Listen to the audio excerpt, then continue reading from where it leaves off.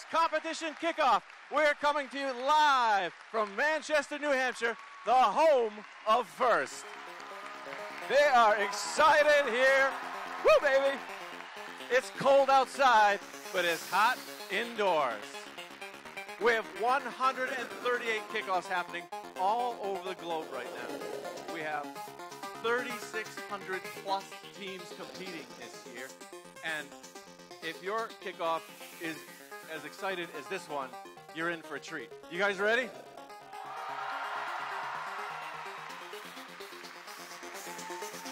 All right. Here's how the show's going to run. It's an 8-bit year, baby. We're going retro. So we're going to have an 8-bit game animation to lead us to the kickoff. Then we will unveil the game. At the end of the game animation, we'll come back here live to New Hampshire to the one and only set-up playing fields in the world where we will kick the tires, feel it, sniff it, scratch it. You can do anything you want if you're in New Hampshire with that playing field, except take a part home.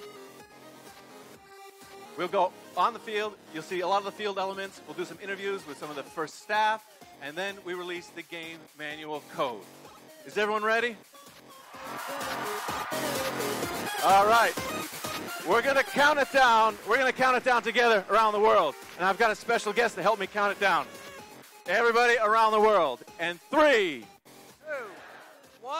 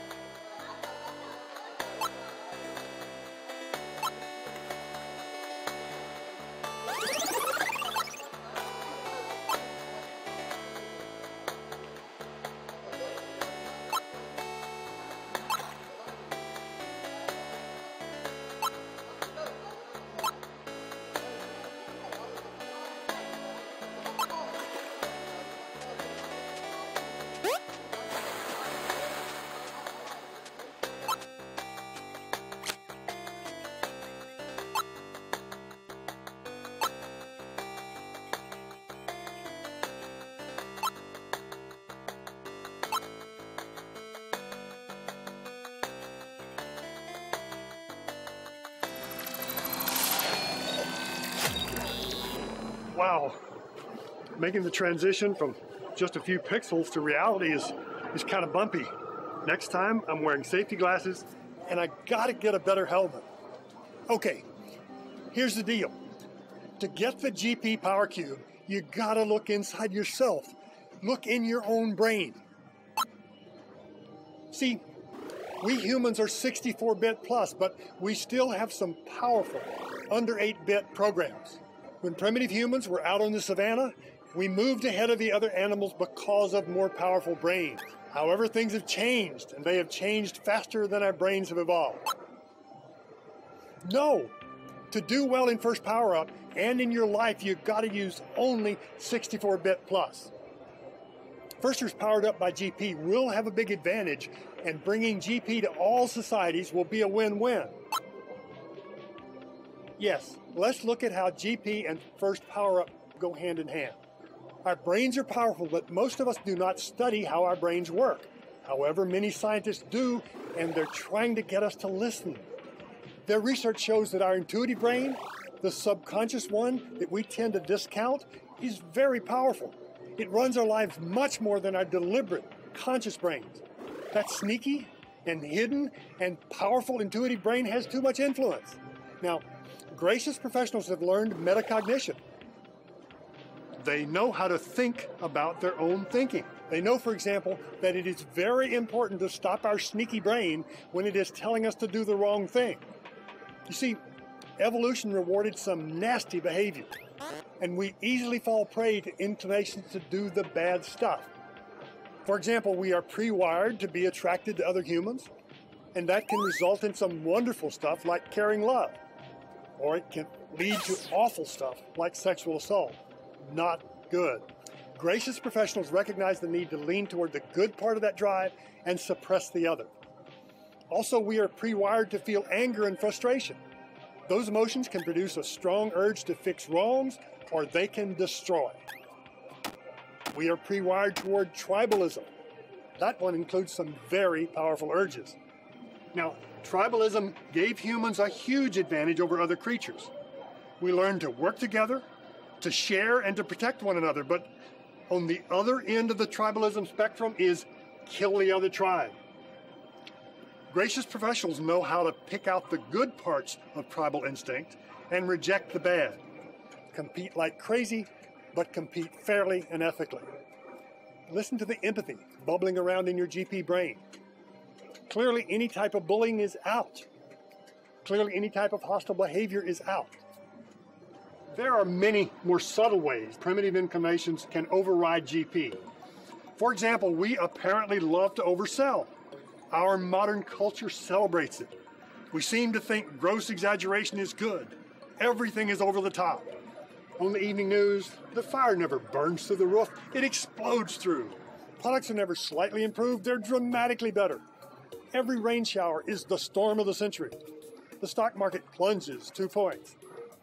When you folks are working with your team, don't let your primitive brain convince you that others will love you more if you oversell.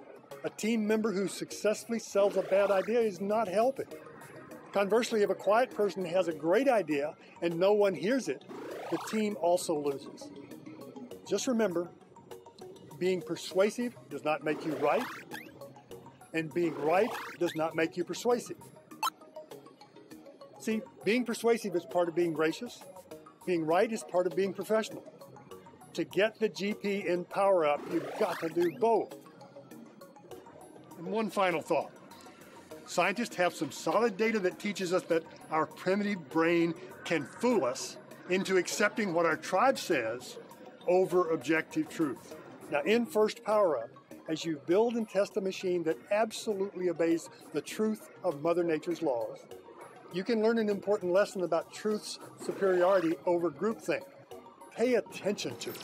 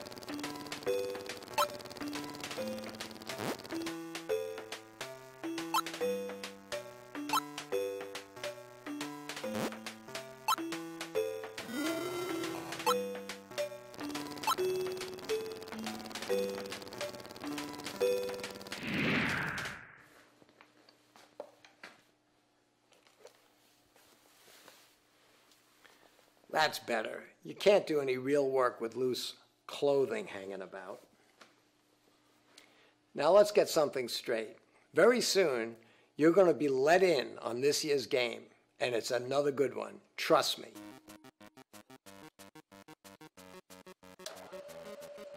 Now we want you to be successful. The world needs more capable, smart, young innovators. First team members have been 2 steps ahead for many years now, taking a hands-on, real-world experience that we give them out into the workplace. They're innovating in the world of technology, design, manufacturing, and making an impact. I know, because I see them, I meet with them, I work with them, and best of all, I hire them. My best ideas come when I'm enthusiastic, when I'm optimistic, when I'm talking to the first community. Then you got to go back to the shop and turn those ideas into reality. It's tough, it's frustrating, but somebody's got to do it. It's probably you. Now look, I understand the big problems are going to be really hard to solve. And I understand you'll probably fail along the way. In fact, many times. I've failed at more things more times than most people I know. It doesn't matter how many times you fail, especially when you're trying to do something that nobody's ever done, and it's difficult, and it's important. What matters is that each time you fail, you learn from it, you pick yourself back up, and you try again. And if you fall down 7 times, but stand up 8, you're a winner. And I hope you're seeing that in your first experience. The theme of these clocks that I build isn't just time is important. That's why I build clocks. But the theme is, for every step back, 2 steps ahead. That's what's important. By the way, If you take one step back and 2 steps ahead but stay synced with everybody else, it means you're moving 3 times their speed. You get 3 times as much life experience.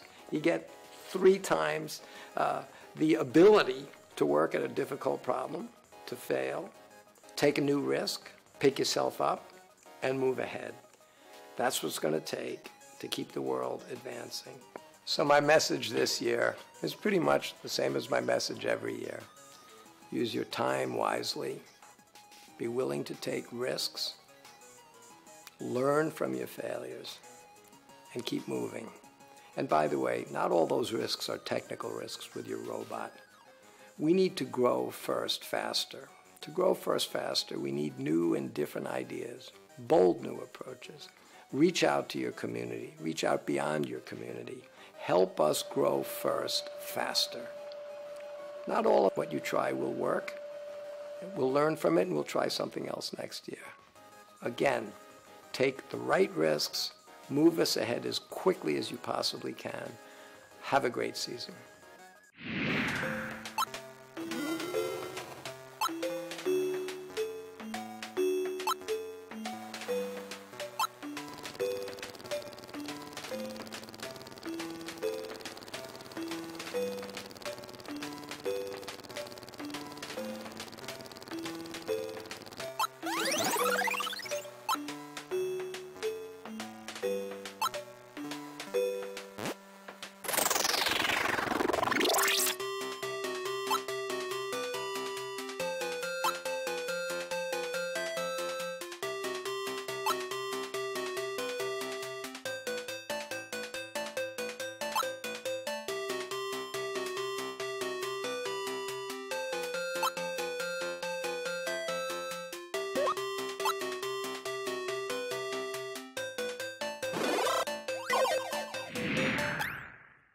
Welcome to the 2018 First Robotics Competition, and this year's game, First Power Up. 2 alliances of video game characters and their human operators are trapped in an arcade game. To escape, alliances use power cubes to control switches and to scale, pass power cubes through the exchange for power-ups, and ascend to face the boss. Teams may preload up to 1 power cube per robot. Additional power cubes are available in the power cube piles, along the fence nearest the scale, and in each alliance portal. At the start of the match, the plates of the scale and the switches are randomized. During the first 15 seconds, robots are autonomous. They work to cross their auto line and place power cubes on the switch and the scale. Alliances who successfully own their switch and have 3 robots cross the auto line will receive 1 ranking point. During the following 2-minute and 15-second teleoperated period, human operators remotely control their robots. They continue to gather power cubes to place on the scale and the switches to gain ownership for the longest time, earning points for each second of ownership. Human operators behind the Alliance Station wall collect power cubes from the exchange. They can deliver them back to the robots through the return or to their vault. In the vault, power cubes may be traded in for 3 power-ups. Alliances choose when in the match to activate each power-up to gain a temporary advantage during the match. The Force power-up gives an alliance ownership of their switch, the scale, or both. The Boost power-up increases scoring for 10 seconds for either their switch, the scale, or both. And near the end of the match, Levitate earns 1 member of the Alliance a free climb. Other Alliance members climb from their platform. If all 3 members successfully climb, the Alliance can face the boss and gain an additional ranking point. The Alliance that earns the most points wins the match and defeats the boss.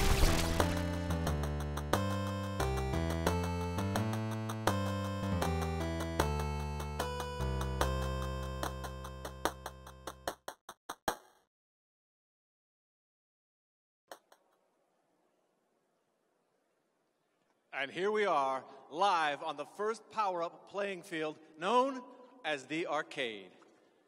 This is an amazing field this year. The game, pretty straightforward. Gather the power cubes, use them to control the scale or the switches, or trade them in for power-ups. The end game, get on the ramp, climb the rung to try to face the boss.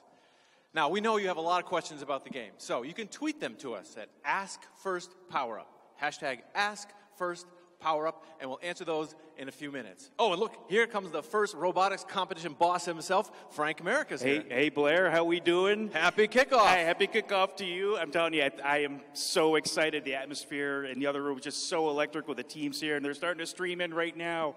I think we've got a great game here. The teams are going to figure it out for us, but I'll tell you, I think they're up to the challenge. Even if you have never seen or played a classic video game before, I think there's going to be a lot of excitement in this game. I'm so excited. We are going retro. We are in the 8-bit world now. Yeah, we are. Let's explain some of the features of this year's game. Now, okay. This big thing right here. So this is the scale. It's big. It sure is big. And I'll tell you, not only is it big, but it moves. And what we need to have is when we got the teams out here on the fields, safety is always number one for us. We say it again and we say it again, and I'm going to say it again for the 100th time. Nothing they are doing is more important. Nothing they are doing is more important than being safe. Right. We just want to make sure when they're out here, they're safe in their shops and safe all the way around. So not only is this big, but it moves. So safety first, safety first. So you're trying to get ownership of this scale, and at the end of the game, the end game, there's a lot of activity around here. There's a lot of activity here. Teams can get points by being on the platform. They can earn points also by being above the yellow bricks here with their robots. Now, if they use the rung to do that, they're going to just want to pay attention to that because 3 robots on this rung could get a little cozy. Okay, 3 robots from that 15, 18-inch rung, seriously? It's going to be a little tight. Hang tight. Hang tough this year. Okay, this is the big scale. We've got a couple smaller scales. This is the switch. This is the switch over here. For both the switch and the scale, the key is ownership. So you get points by the number of seconds that you own the switch or the scale. Very different this year. It doesn't matter if it takes you 1 cube to get ownership or 10 cubes. Seconds is the important thing. Very different this year. Something for teams to pay attention to. Okay, that's a big change from years past. Big change. So we're going with a clock this year, and you can see that when you have ownership, the lights are blinking. Yep, sure does. Okay, well, great. Thanks for the tour. Thank you. All right. Before I go, I just want to say a couple things. First, on behalf of all the teams, and first, I want to thank our sponsors, our supporters for everything they do. Companies like National Instruments, Rockwell Automation, SolidWorks. We could not do what we are doing without all your very generous support. And finally, big shout out to the 476 rookie teams that we have this year. Thanks all. All right, welcome, rookies. Now, to talk about moving the power cubes around the field, we have our design lead, mechanical design lead, Derek Foster. Hey. Good morning. Happy kickoff. Happy kickoff to you. All right, so some changes in the field this year. Last year's field was a little difficult to set up.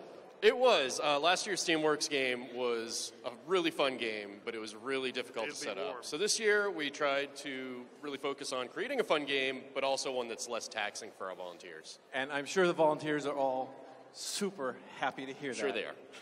So let's talk about these power cubes. How do we get them behind the driver station? So there are 2 ways. A robot can deliver a power cube through this exchange. And if the human player behind the exchange wants to give it back to the robot, they use this return. Okay, so we're at the Red Alliance driver station. That is Red Alliance power cube going in, Red Alliance power cube coming back out, right? Yep.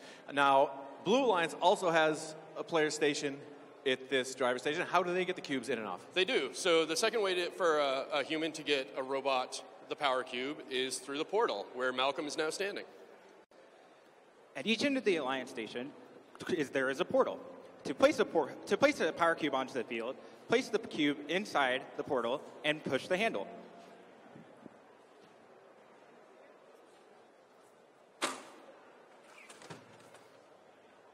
Pretty simple.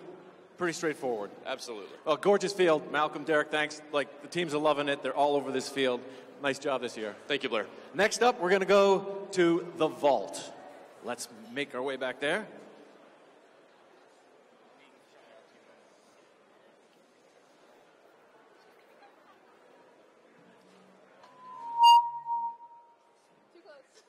And now I'm here with Amanda Bissett, one of our systems engineers, and she is going to walk us through the vault. Happy kickoff, Amanda. Happy kickoff, Blair. Okay, now this is beautiful. I know you worked on it. This is one of your babies, so walk us through what the vault is and how does it work? So the vault is where the teams can take the power cubes they get from the exchange and put them into these 3 columns for force, levitate, and boost. Okay, and what does each of these do? Let's start with force. So force gives the Lions ownership of a switcher scale for a certain period of time, depending on how many power cubes they put in here. Levitate credits a free climb for a robot at the end of the match. You need 3 cubes for levitate. And boost doubles the points of a switcher scale for a certain period of time, depending on how many power cubes are played. Okay, so really cool. Levitate is the only one that you need 3 power cubes for? Correct. Otherwise, it's all strategy. It's all strategy. So playing these and knowing when to play them is pretty critical in this year's game. Very critical. Teams are going to have to be super familiar with the rules in the manual. All right, we're going to unlock the manual in a few minutes. Thank you, Amanda. Thank you. Happy kickoff. Happy kickoff. And while we sort of collate some more of the tweets, we invite in Michelle Long. Good morning, Michelle. Hey, Blair. How's it going? It is crazy exciting in here. It is. The teams are like super excited. Now, tell me about your title. Like, what does your title mean? So my title is Alumni Relations Manager, which basically means that I get to do everything that comes after high school with First. So what exactly is new with Alumni Relations? Yeah, so with Alumni Relations, really the most exciting thing right now is that we've got a new way for First alumni to let us know that they're alum. So if you go into your First profile, you can answer a question that lets us know you're a First alum, and then lets us keep you up to date on all the cool stuff going on. Newsletters, internship opportunities, all kinds of cool stuff. So it's our own First network. Yeah. Find a job, find a friend. Okay. Exactly. Find an old teammate. So what's new with the scholarship program? So this year, the scholarship program has over $50 million being made available from our scholarship providers. The really cool thing about that is that that's more than 2,000 individual scholarship opportunities that are available primarily to seniors in high school this year. So only seniors can? Not only seniors. So, while most of the applications for the First Scholarship Program are due during your senior year of high school, we really want to make sure that all participants on First teams are familiar with the program beforehand so that they don't miss out on a couple of our scholarships that require applications during your junior year or maybe have some specific criteria, so that once you get to the final time when you're ready, you can apply. Apply.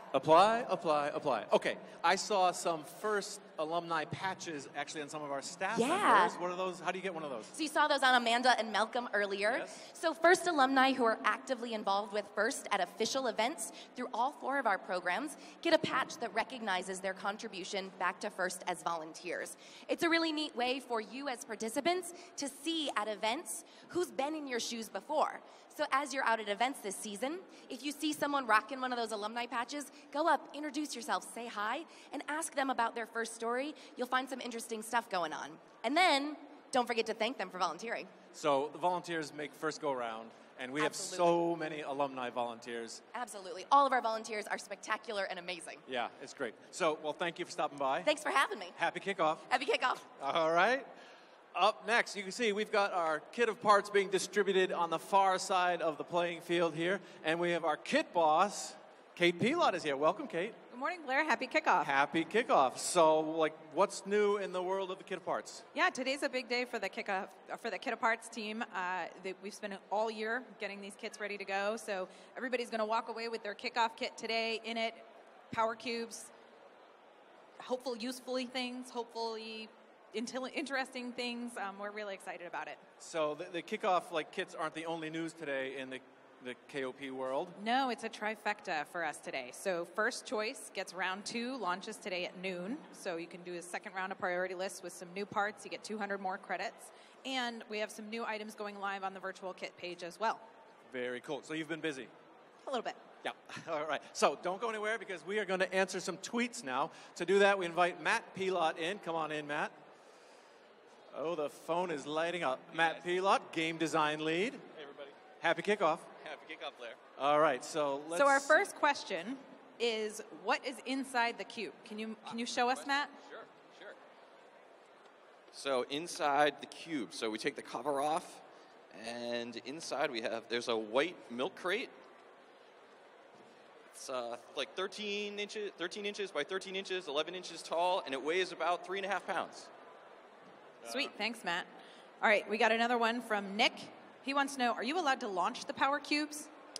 Yes and no. It really depends on where you are on the field, but as long as you're in contact with the fence or in really close proximity to the scale, then you can. But you definitely can't be throwing them all the way across the field. That we don't want to see. Read the manual, read the manual, exactly. All right, we got another one from Nashua Tough Techs, so local. How long are the power-ups individually active for? Each power-up lasts for 10 seconds. Well, that's for force and for boost. Levitate, when you play it, happens immediately. That's active immediately. All right. Now, Courtsy, how many power cubes can a robot hold at one time? Just one. So you have to make sure, be careful, you've only got one. So, and can robots start with a power cube? Absolutely. Yeah, you can start with one, and then you can only manipulate one as you move around the field. And robot starting position is where? Against the drivers? As long you can start against the player station wall, but outside of the exchange zone, which is this area right in front of the exchange. Which is now crowded with hundreds of people. Yeah, thousands. Right, exactly. All right. Do we have one more? All right, this last one's about power-ups again. From Blake. Blake wants to know, multiple power-ups at the same time? So multiple power-ups can't be played at the same time. If a team plays a power-up and there's a power-up that's active, if I go and play mine, then it gets queued and your power-up will become active immediately upon when the opposing alliance's power-up ends. Look who's here. It's Big Wig Bossy. Hey, Don. Hey, Blair. Good morning. Good morning. Well, I don't have any questions because I've already read the game manual, but I do want to congratulate Matt and the team on an amazing game and the whole engineering team on a really beautiful field. It's for those of you that aren't here in person, I can just tell you it's super exciting. It's great. Matt. Excellent. Thanks very much, Don. We really had a lot of fun really diving deep into the world of 8-bit gaming to make this one happen. Now you got to get started on next year. Right. So how many teams we have around the world? So I think as of this morning, we've got 3,652 teams, and they'll be competing at 160 different events. And 27 countries are participating this year. 27 countries participating. So we grow. We're growing, and we have new events this year in Turkey, in Mexico, in China, in Canada, and here throughout the United States. So a lot of new events as well. Well, there's a lot of energy in this room. A lot of people here trying to get to the game, which the field is absolutely overrun right now. So I think it's time to unlock the code. I think that's a great idea, Blair. You ready? Let's go. Let's do it. Hey, look, it's the first arcade game there, and it's Super Woody. Hey, I just need one more point so that I can get the code to release the game manual. There it is. Yes. Woohoo! The code is released. Write that one down. Tweet it. Text it. It's going live. Read the manual. Read the manual. Read the manual. Thank you for joining us today at the Kickoff. Good luck in your build season. Good luck at the competitions. We know it's going to be a great year. First power-up is launched. Have a great year. Good year.